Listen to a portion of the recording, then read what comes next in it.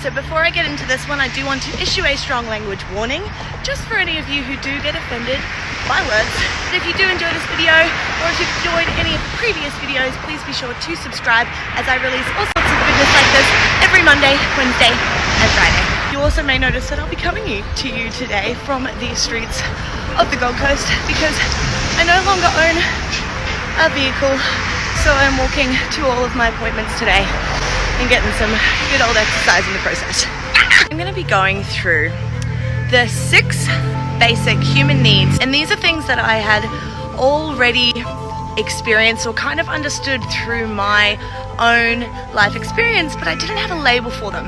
And so it was my good old friend and mentor, Tony Robbins, who really was able to shine a light on them, put them into context. And I don't always just want to share what I think with you guys. I want to share the things that have helped me.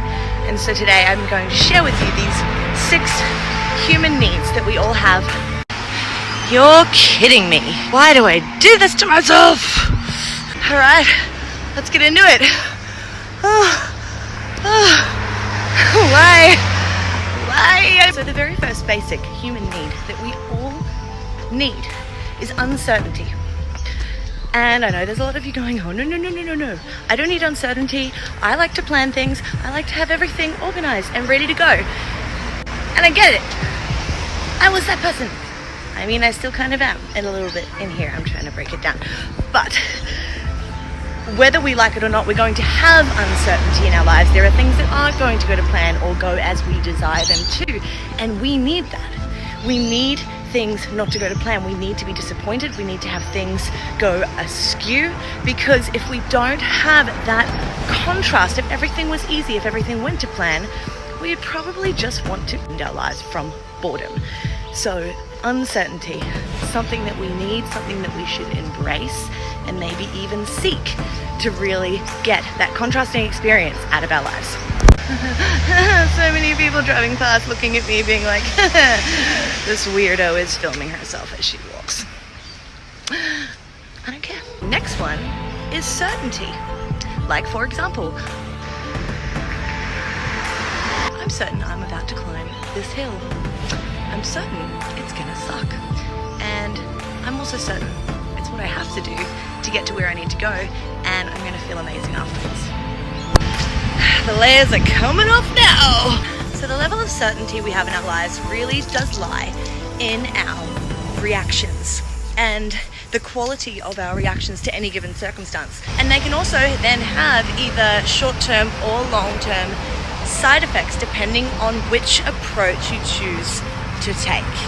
Now, a lot of us do get kind of stuck in the quick reactions and the negative reactions and the blame and the shame and that victim mentality, because it is the quick fix. It is the easy way to certainty. It's the easy way to create a reaction from others that is certain to make us feel better in the moment, but it's not necessarily sustainable for the long term.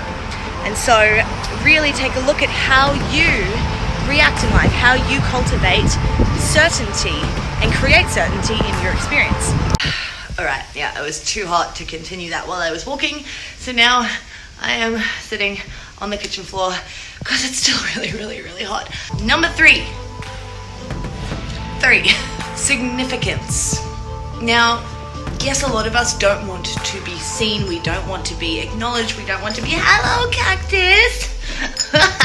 But yeah, a lot of us don't want to be acknowledged too much or seen or recognized, and yet we do or want to have some kind of significance in our lives, in the world, whatever it might be. We want to be recognized for who we are. We want to be acknowledged and accepted and cared for and loved. And that's okay.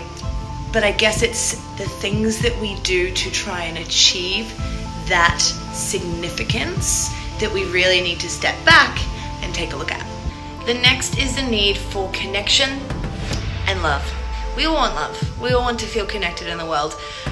The thing is, I think in this day and age, we do all kind of just go for connection of some kind, even if it's just brief, over love, over the risk of opening ourselves up to a deeper connection. And am I allowing myself to step past my limiting beliefs from things that have happened to me in the past and actually love again, or love for the first time.